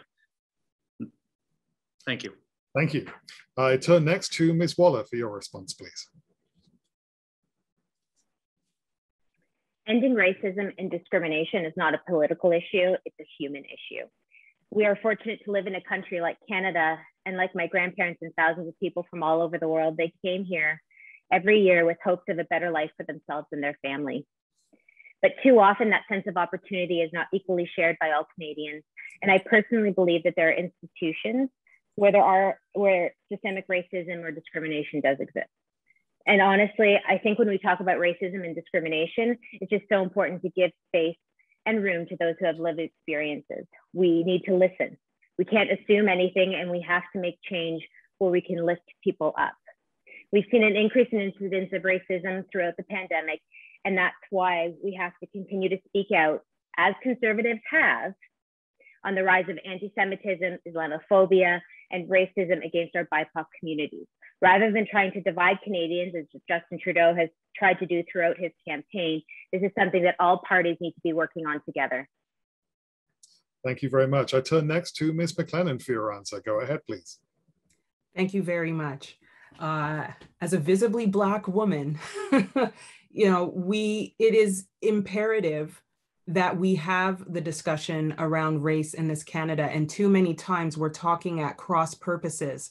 What one group of people consider to be racist, the most overt things which continue to happen. Racist hate crimes have tripled since the pandemic has begun. And those things are easier to spot and tackle. And the NDP has a plan for that. That's baseline. But we also have to look at systemic racism, and the NDP has a plan to begin to stamp that out as well. So we can take action right now with the national effort to tackle the rise in hate crimes by confronting hate and white supremacy, put an end to systemic racism in the RCMP, and very crucially, gathering race-based data to track the problem and to implement solutions that will resonate for the people who are most affected by racism. Thank you so much. I turn now to Ms. Hahn. Your 60 seconds begins now.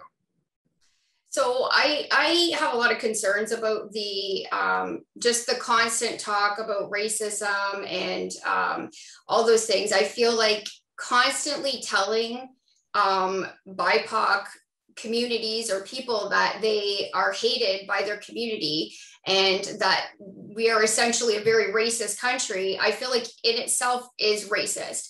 It's a form of segregation in a sense, like constantly telling them that they're hated and saying, oh, these people are hated here and these people are hated here. That is segregating. We're not, I don't believe that we are inherently a racist country. I don't see that in and amongst my peers. I don't see it as a community. I know it exists. Don't get me wrong. I acknowledge it exists. And when there are crimes against people of color, it's disgusting. But the other thing I wanted to bring up is CBC, Trudeau's own broadcasting network had sorry, I do have to cut you off there or over time here. I'm going to turn to Ms. Rhodes for the final answer in this round, please.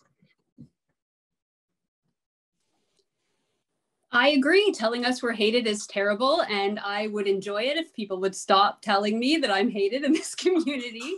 I would also very much enjoy if people would stop vandalizing my house with racist terminology or offensive to LGBTQ terminology.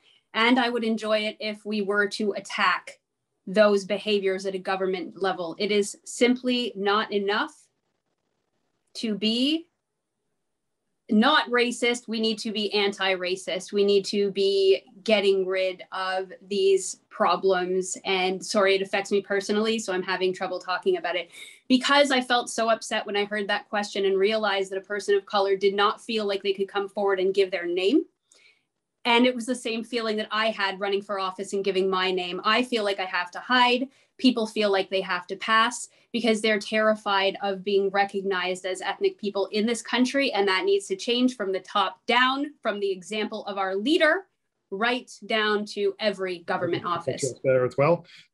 Seeing no rebuttals being offered, I will move on to our next question, which comes from Bob, who asks, what accommodations in government service, employment, and freedom of movement and assembly do you support for unvaccinated persons? What will you do to support the charter rights of all Canadians while addressing public health concerns today and in the future? I turn first to Ms. Waller for your response, please. Sorry. Thank you, Hugo. I again want to just mention that I am vaccinated and I support vaccination, and I encourage everybody to get vaccinated, but we do have to respect the rights of Canadians to determine their own health choices. And I've spoken to people, and there are definitely people in our community that are still vaccine hesitant, and I take the time to listen to them and to hear their concerns. Again, if I thought a mandatory program was a good idea, that it would work, then I would support it, but I don't. We're already among the highest vaccination population in the world. And if we want to get to the last mile, we need to speak with these vaccine hesitant people, understand their concerns, and move together in a united way.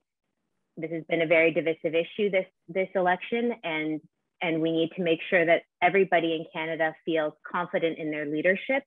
And rather than trying to divide Canadians, we need to come up with solutions to make sure that we have rapid testing available and screening available and other things. Thank you. Ms. McLennan, I turn next to you for your answer, please. Thank you so much. We have to be clear that the health and safety of Canadians must come first. Vaccination, the way that we're talking about it as if it's this new thing that we haven't been doing all along, it's called an immunization card. We have been, and there have always been people who are conscientious objectors. There have always been people who maybe can't take certain things for health reasons. There have always been exceptions to the rules.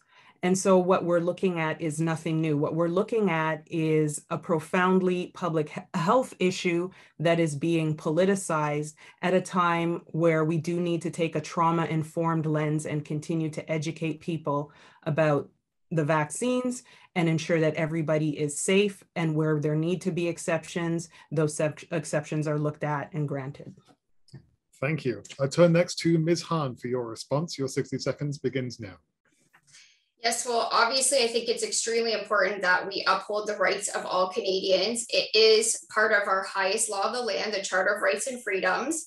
That should not ever be infringed upon on any condition.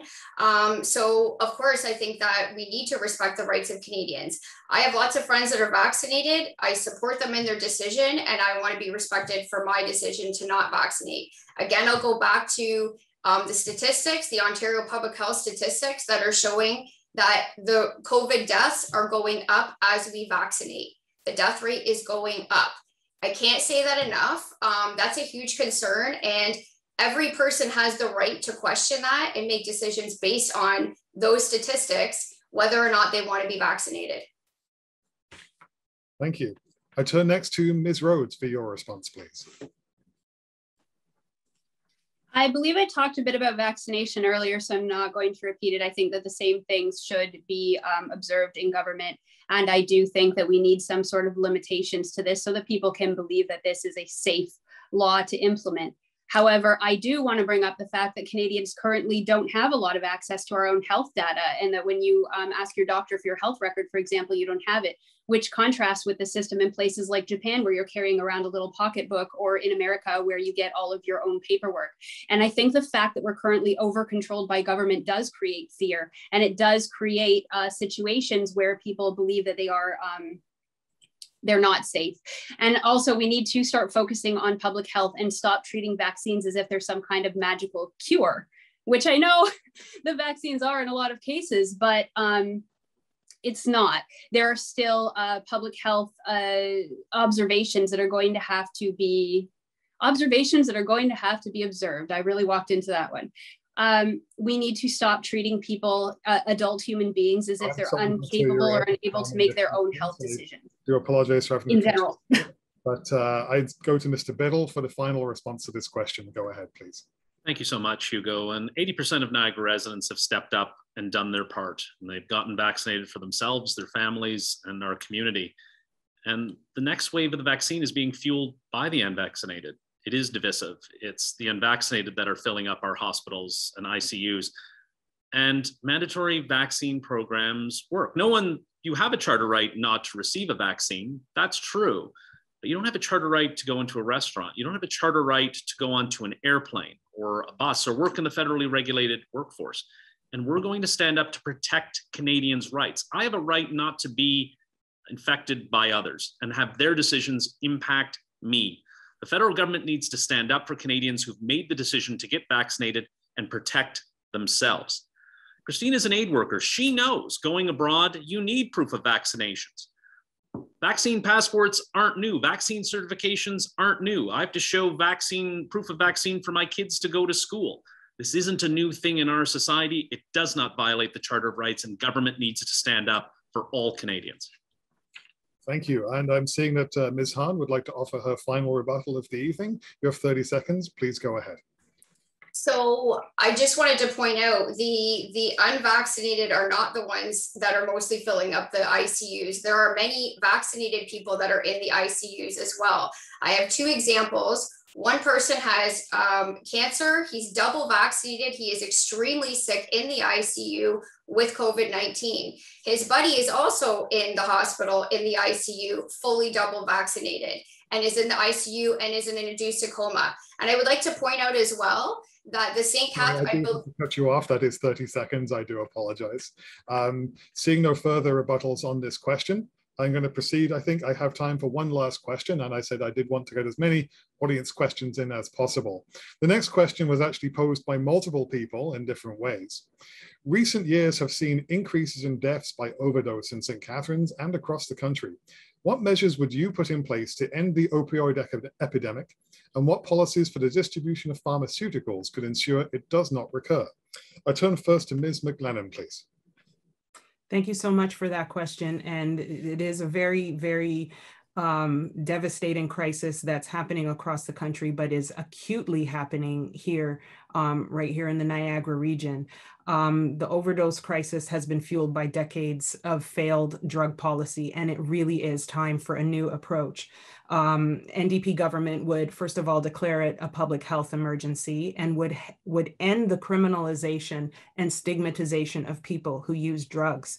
We would expunge criminal records for personal possession, simple personal possession, and ensure that we provide low barrier access to a safe supply. We'd also expand access to harm reduction, treatment, and recovery services across Canada. And we'd launch an investigation into the role that pharmaceutical companies may have played in this crisis and impose some consequences if there were any wrongdoing to be found. When you look at places like Portugal, you can see how this kind of change can take place and really transform people's lives for the better, and that's what the NDP will do. I do have to cut you off at that point. Ms. Hahn, I turn to you next for your response. Go ahead, please. So yes, there's definitely an issue with overdoses, which has been extremely exacerbated by the lockdowns. So again, of course, I'm going to go back to, we need to end these lockdowns. A lot of issues too come from a lot of people's support groups were taken away during the pandemic. So you have some people that were able to get off of the drugs, and then their support groups were taken away and they fell right back into their addiction issues.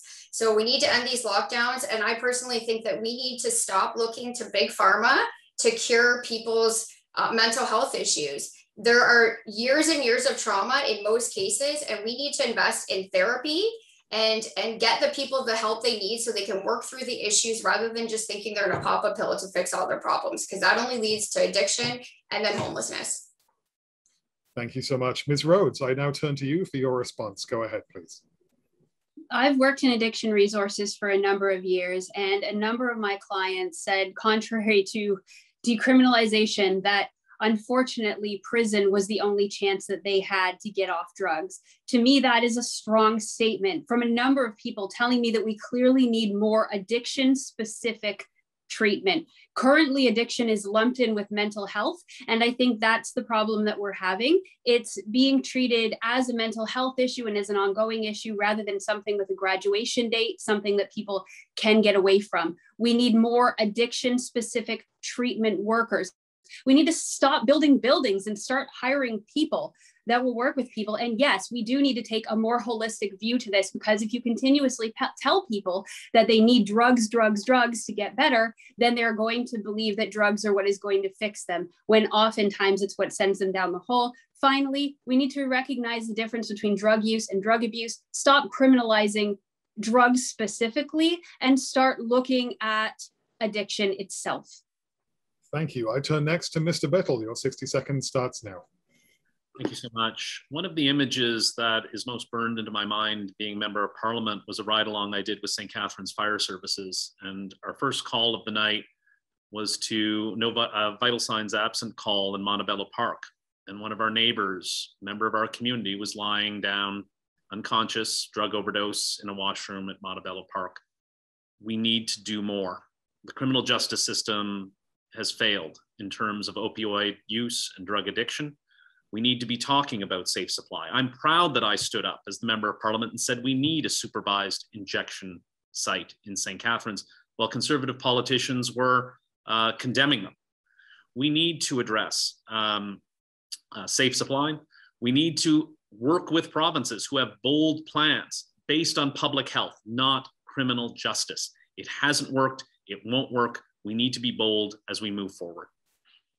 Thank you very much. And for the final response to this question, I turn to Ms. Waller. Go ahead, please. Thank you, Hugo.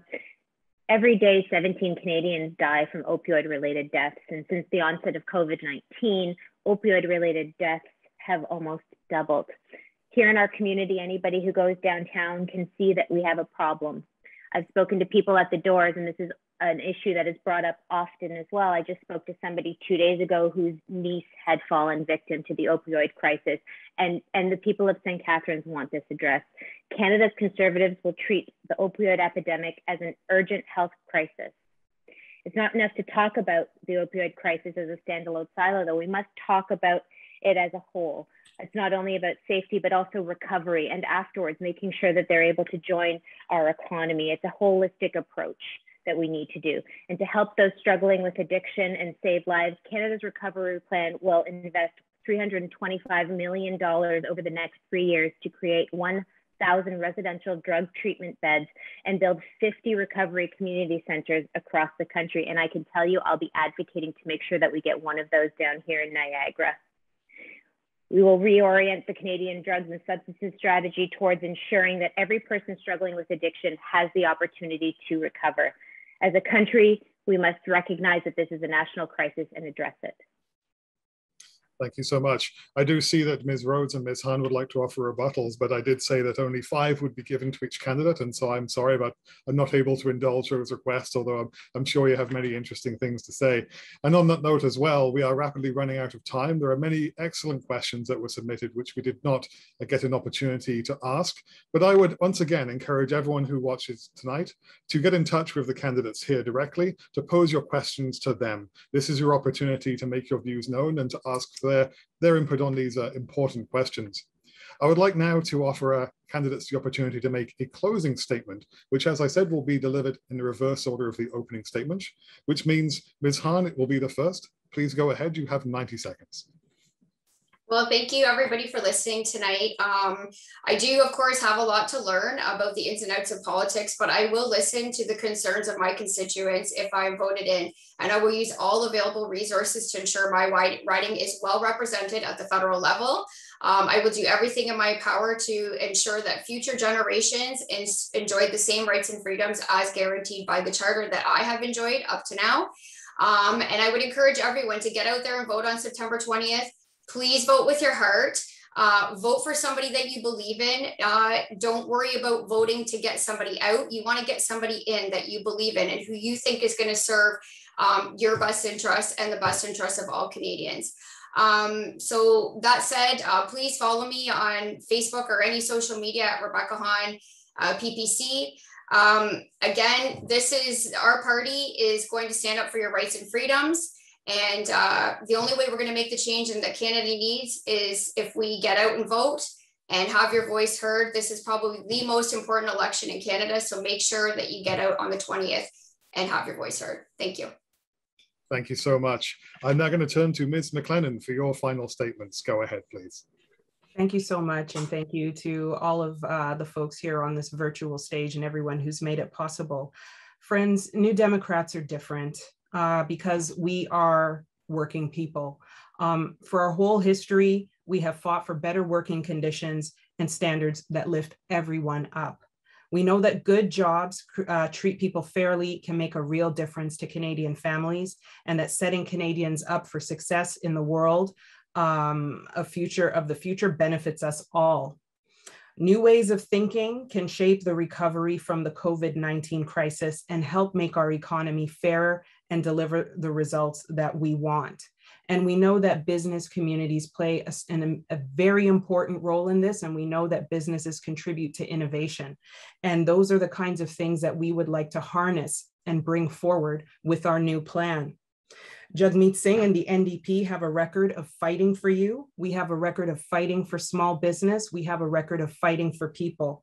Instead of protecting billion-dollar companies that profited off the pandemic but paid no tax, they have fought for you and your family, pushing the Liberal government on supports that helped regular Canadians and small businesses get through the pandemic.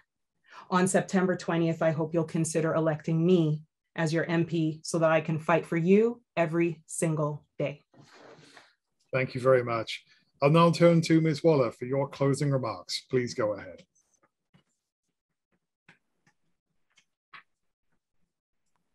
Thank you, Hugo. Thank you for the opportunity to be here today and for all of the thoughtful questions from everybody. I want to thank my opponents also for participating in our democracy. Throughout tonight's debate, I think the choice is clear of more of the same or voting for better. Justin Trudeau and the Liberals thought that they could call an election in the middle of a pandemic and ride an easy wave to a majority.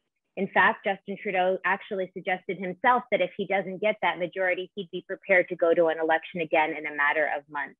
Our country cannot afford more Trudeau politics. Our lives and businesses depend on it. It's time that we have an advocate for our community that's focused on working constructively and collaboratively.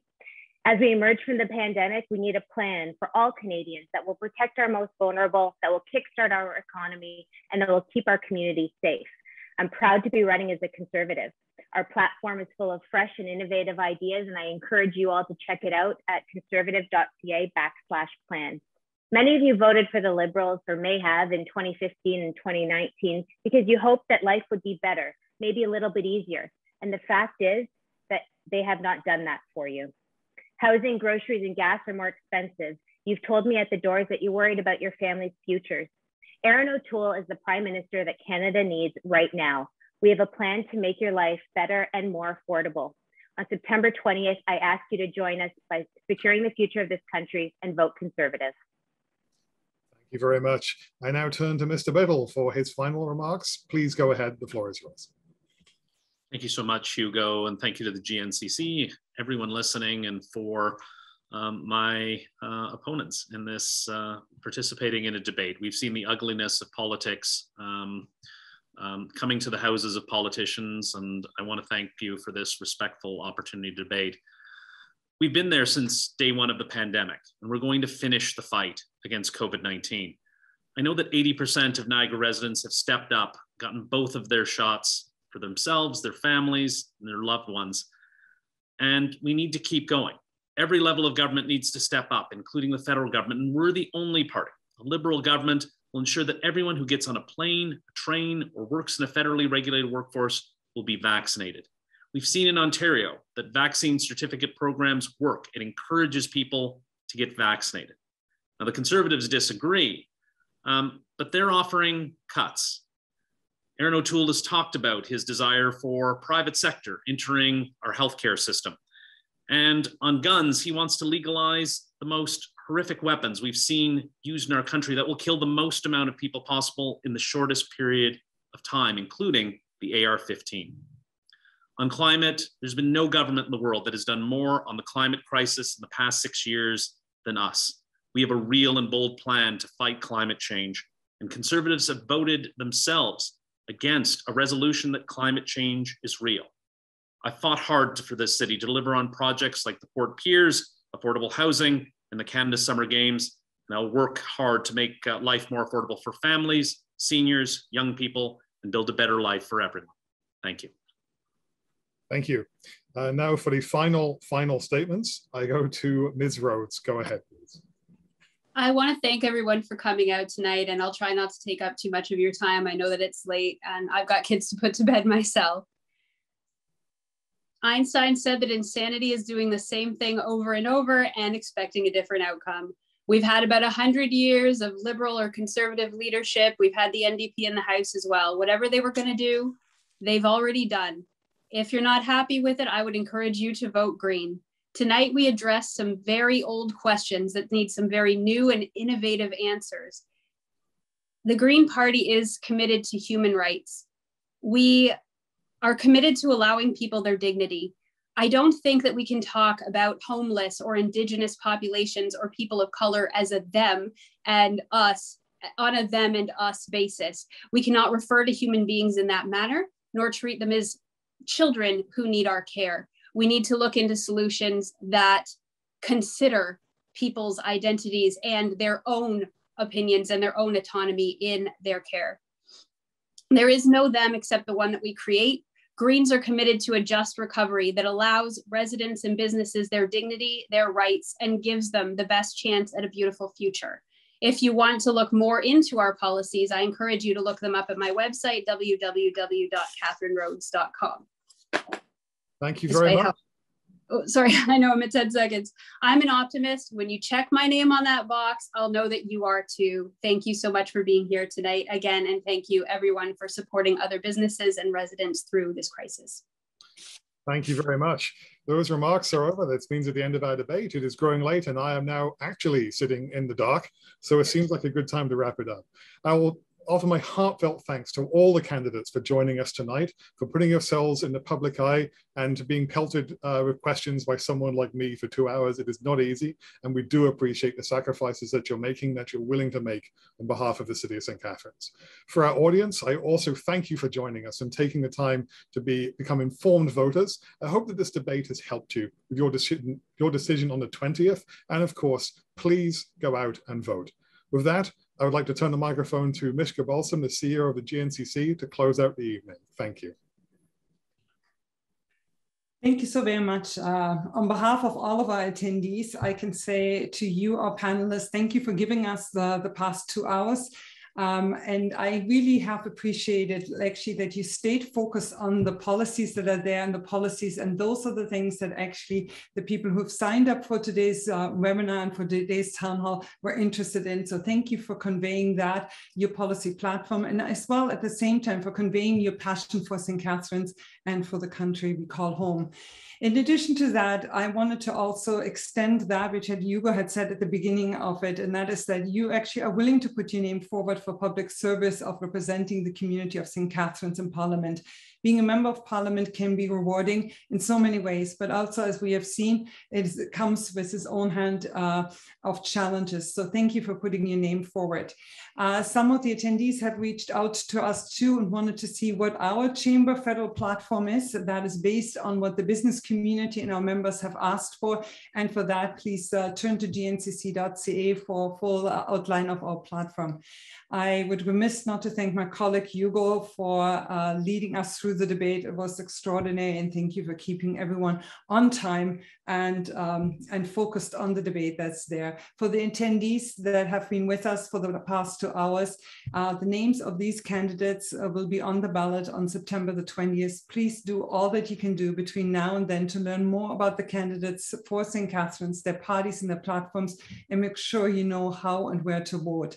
Thank you for being with us this evening. As we have said beforehand, this session was recorded, is available on our YouTube site, as well as will be available on our website shortly. So thank you very much, and wishing all of you a wonderful evening.